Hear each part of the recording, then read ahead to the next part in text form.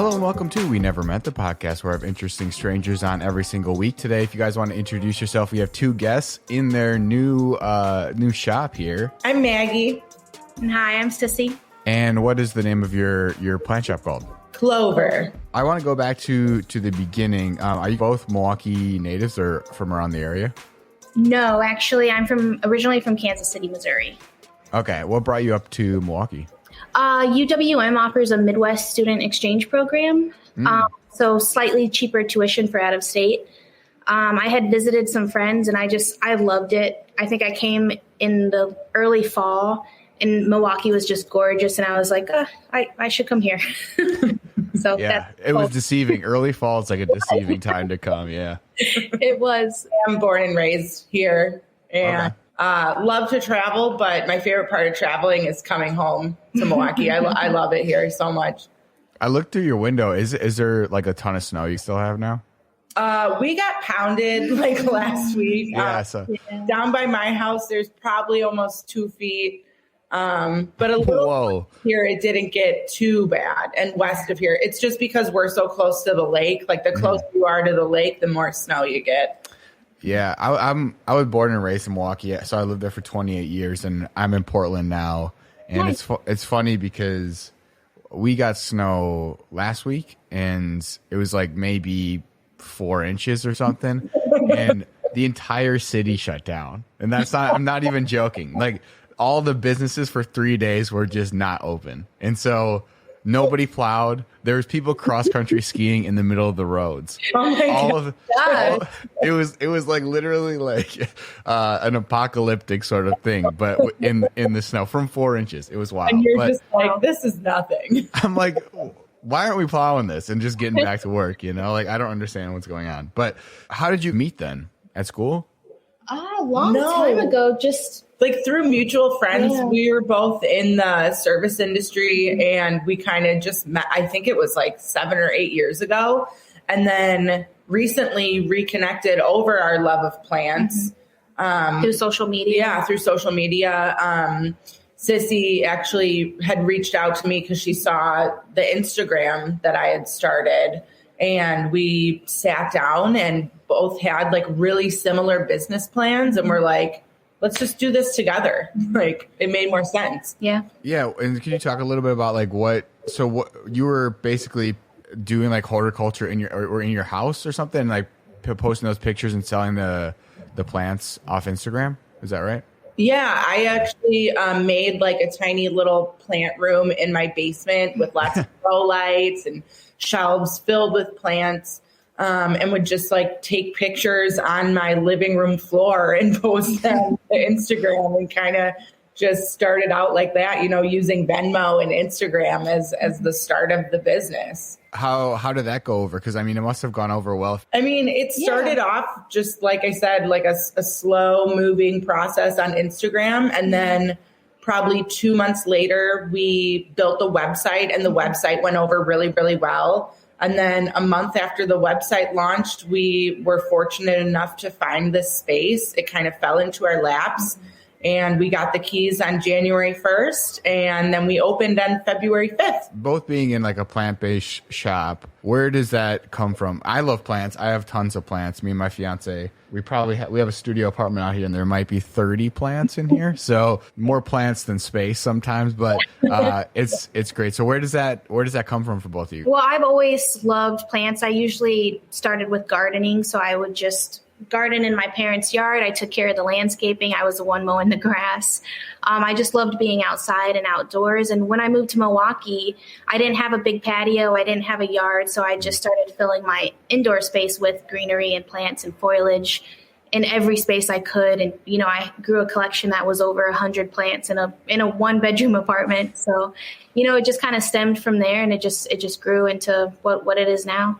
Yeah, same. I grew up in a house that was filled with plants, a yard filled with flowers and herbs and all sorts of things. And my parents definitely passed down the green thumb to me. And, you know, moving around from the North Shore to the East Side and then eventually to Bayview, it was kind of hard, you know, living in apartments that don't necessarily have good lighting. So it took a while for me to be able to start my collection. But now, like Sissy said, living in a house with 100+ houseplants just seems like normal to me. Yeah. Not regular. Yeah, and it should be. I mean, it makes everything so much nicer when you got plants in there, Agreed. It does. Is part of your business as well, like educating people on, because I feel like, there are some even stores in Milwaukee that just like give you a plant and then they don't really tell you what to do. They're just like, go take this, and then you put it in the wrong window or something, or you overwater it and then it dies in 2 weeks and you're like, what the heck, So is part of the business that too, like telling people where this plant should go, what you should do with it too? A big part of it is education and just letting people know exactly what they're buying for their space, because we don't want anyone to bring home a plant that's not going to thrive. Mm-hmm. So just making sure that they have the right information, and also learning from our customers. Our customers are even full of information that we can gather from them so that we can help other plant owners. And with the other like plant shops, I won't name them in Milwaukee, but how do you like differentiate yourself from the other like competitors that are selling plants too? Because plants seem to be like a booming industry, especially during the pandemic. So how did you guys like think about how you're gonna do that? I think we definitely wanted to create a space that was inviting to people, and not just a plant shop. That's on the back of our business card. We're not just a plant shop. We have a little place for people to sit down and drink a cup of coffee, read an educational book about plants. We have local artists hanging up on one wall specifically for women artists, at all the artists for sale. We definitely, like you said, have a sustainability focus. So we source as locally as possible. Most of our pots are from estate sales and things that we've just found along the way, as well as local artisan pottery.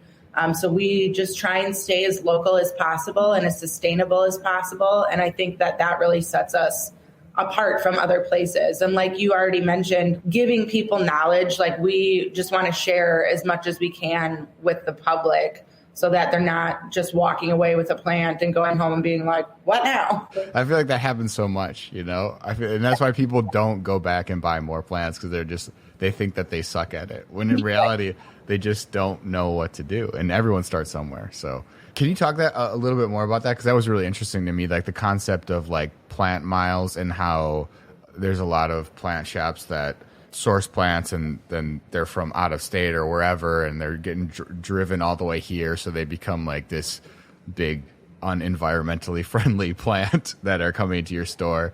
Is that the case with a lot of plant stores? Yes, that's basically the case with most plant stores. We don't produce a whole lot of plants here in Wisconsin, especially tropical foliage. So a lot of plants do have to be shipped up from California, shipped up from Florida. They come from quite a bit, and that's where you're getting plant miles from. And it's not a sustainable practice. And that's what we kind of want to try to have, the most sustainable business practices possible, but still meeting the demand of our customers, because we have to get the plants from somewhere. Sure. We use a lot of local wholesalers that keep plants on hand that are already up here, and also some that grow plants here in Wisconsin. And there's not that many, but we're working on sourcing even more to try to get local succulents and hanging baskets and things. And even our wholesalers here in Milwaukee are working on getting things as local as possible for us. Yeah, because it's going to be a tough thing in Wisconsin to have like a greenhouse in your backyard or something, especially when it snows and it's freezing.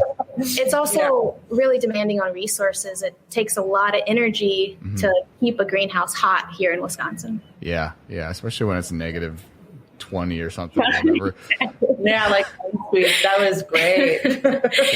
Yeah. Does that become like a tough thing? I see all the plants on your windows too. Like when it gets cold, do you have to like move your plants around in the shop too? Yeah, we move them back. We're so lucky with the bright light in this space. It's so sunny. It's actually too hot in the window for some of them. Is this your both first like entrepreneurial venture, or have you guys done stuff before this? This is our first. How has it gone so far? Has it been like as challenging? Because like when I think about starting a business, I'm like, oh my God, that seems like a lot of stuff you got to do.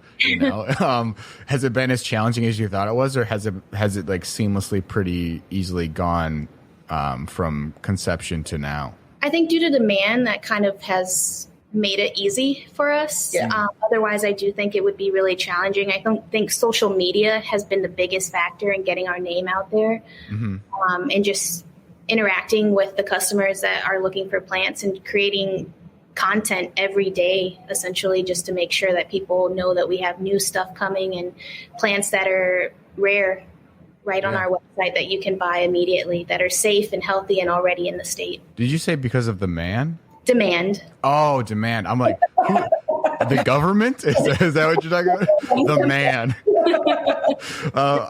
Okay, I got you. Yeah, I feel like because of the man, I feel like it would be a lot harder. You know, they always make you do stuff that feels silly to do. But surprisingly, to create a business, there's a lot of stuff there that helps you and kind of directs you in the right direction. If you go on to governmental, like even the city of Milwaukee, if you're a student entrepreneur, they'll write it off and you don't have to pay the fee to start an LLC. There's a lot. Wow. There's a lot of people out there that want small businesses to do well.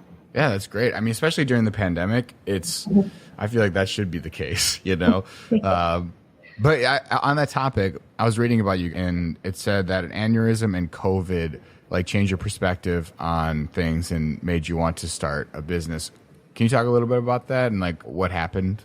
Yeah. So, back in March when the pandemic really hit Milwaukee, we both lost our jobs. Sissy was a manager at a brewery downtown, and I was bartending at a small farm-to-table restaurant here in Bayview.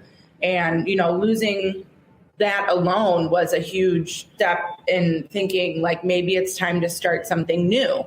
And through thinking, you know, all of the plans of what I could do, I just so happened to have a ruptured brain aneurysm and wound up in the hospital and had to have emergency surgery and was in the hospital for over a week.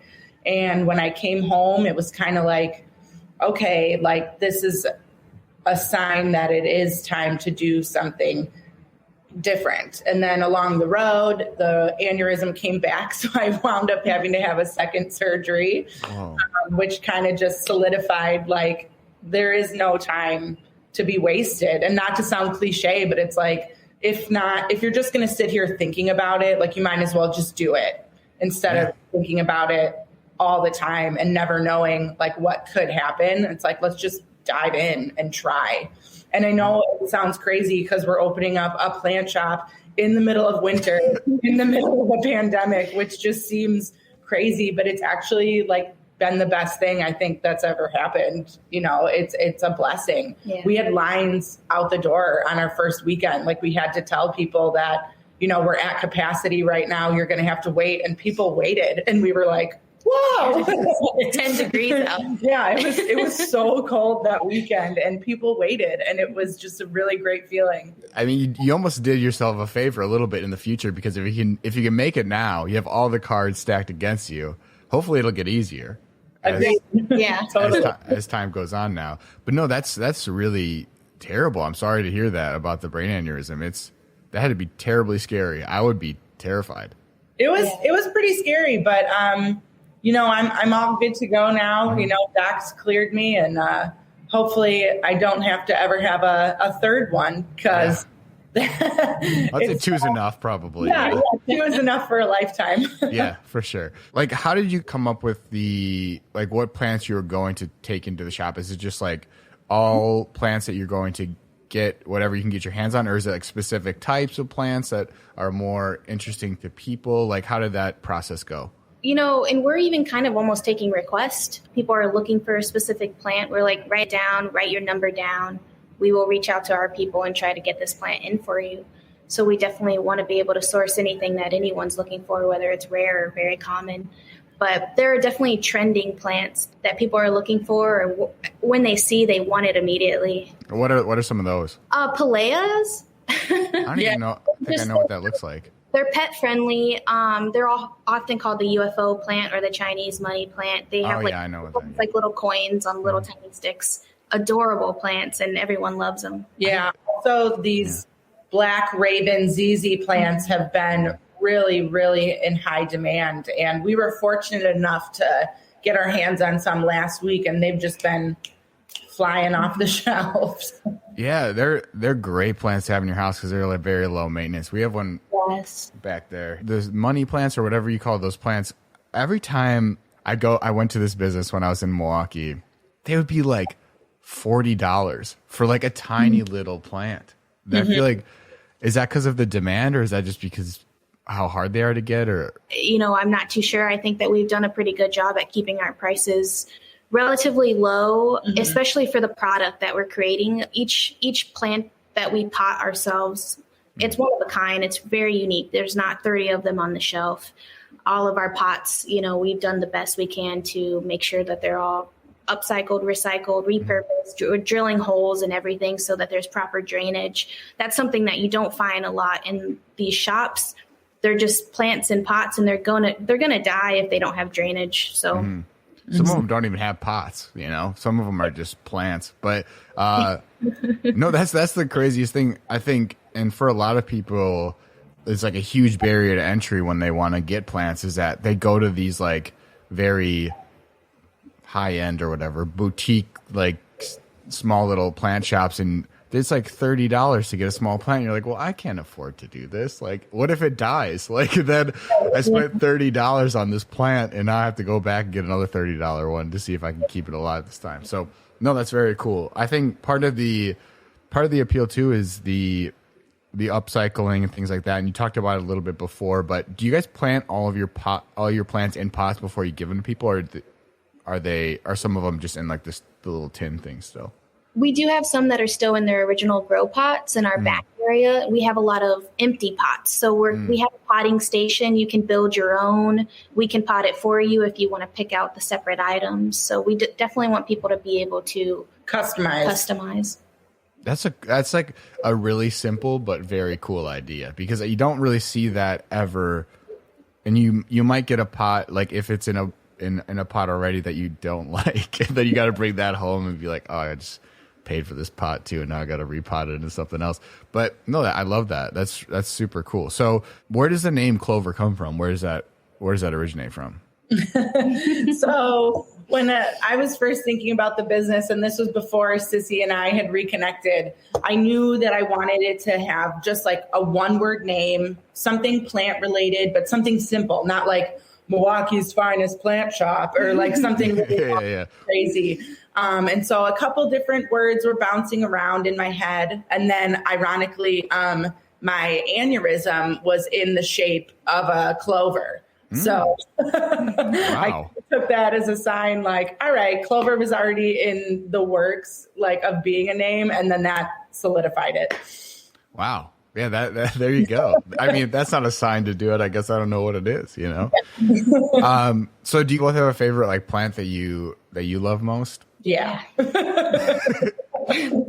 I am a huge fan of any sort of snake plant. There's so many different kinds, and they're just so resilient. I think that they're just so special, and they are one of the highest air purifiers as well. I have so many along like windows and walls of my house. I have 2 kids and 3 dogs. So it's a very, look at you. You got one right there. Got one right there. Yep. Yeah. So it's a very hectic household filled with lots of moving parts. And I think that having air purifiers is so important. Yeah. It's amazing how tall they can grow and how huge they can grow with very little care, it seems like. Yeah. They thrive on neglect, which is hilarious. It's a great motto for a plant, They thrive in neglect. My favorite plant by far are just pothos, any variety, usually jade or golden.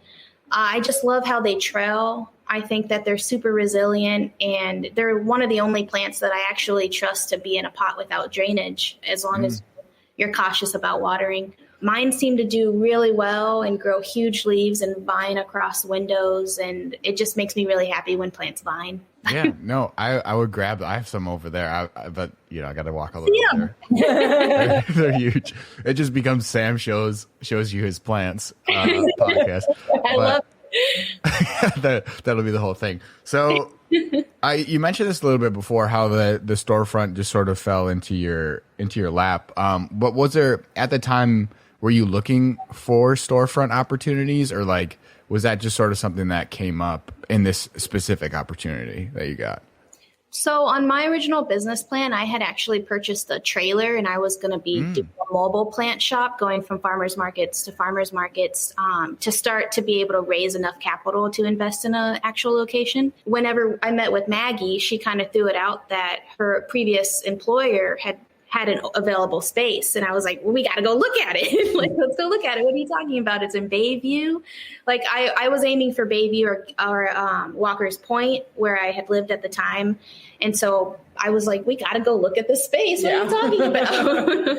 I was definitely hesitant purely because it was happening so fast. Like we already talked about, I mean, from Instagram to website to having a shop in 3 months, it just seemed a little overwhelming. And then the space alone, because it only has this really big western facing window behind us, that was a big scary thing for me, just because we were not sure about how the lighting would be. Yeah. But then once we came in during the day and saw the space itself, it is so bright in here and is such a good location, like Sissy said, that we kind of just had to jump on it. Yeah, I mean, and you're right on the main street too. You're right on KK. That's got to be good for exposure too. And COVID also gave us a lot of opportunity to negotiate the terms of it, because, you know, we were in a position where we didn't want to take on something that was too big for us to handle. We were definitely able to do something that we were comfortable with.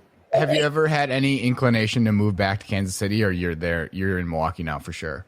I'm in Milwaukee now for sure. What about Milwaukee made you want to stay the most? The summers. I feel like it's a whole different city in the summer, and it somehow washes out the winter. You don't remember winter what happened, but it's just beautiful. It's so lively, and I really love the people, and I love the lake. There's something about the lake that keeps me here. I can't describe it really. There's something about like when it gets to the negatives and then it's like 40 degrees out, it feels like it's awesome, you know? T-shirt weather. Yeah, exactly. You got to wear shorts now. Yeah, I agree. There's something about like the very freezing cold that gives you like almost a perspective of like, oh, this is so nice. Like it's nice to be warm outside. You know, going off of what Sissy said, being around the lake is something so special. My favorite part about it is when people who have never been to Milwaukee come to Milwaukee, and they're like, why can't you see across the lake? And you're like, it's a great lake.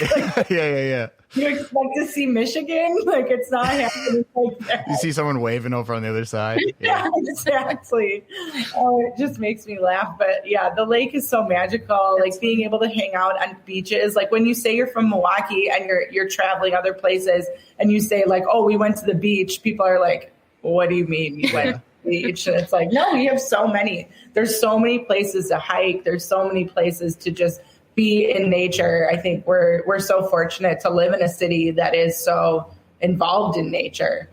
Yeah, no, I agree. It's funny, like traveling around and talking to people about being from Milwaukee as well. It's like, it seems like the only people that go there are people that go there by accident almost. They're like, oh, yeah, I have family there or something. And they all are like, oh my God, it's such a cool city, blah, blah, blah. But I feel like it doesn't get the props it deserves for how great of a city it is. I agree. Yeah. It's a hidden gem that gets overlooked mostly because of Chicago. I think. Yeah. So what are your like plans moving forward now? I mean, we look into the future. We can almost see the light at the end of the tunnel with COVID. What are your future plans with the shop and where do you want to take it? We definitely want to keep it consistent. We want to be here. We want to let more people in the door at one time. Yeah, that's for sure. We definitely want to host, classes or potting classes and just kind of get more people in here so that they can learn more about plants. I want to talk about this too. On your website, is all this information available too? Like education on plants and stuff like that and all that. Is that available too? We have some plant care tips on our website that we'll probably be updating soon a lot because we have so many more plants now.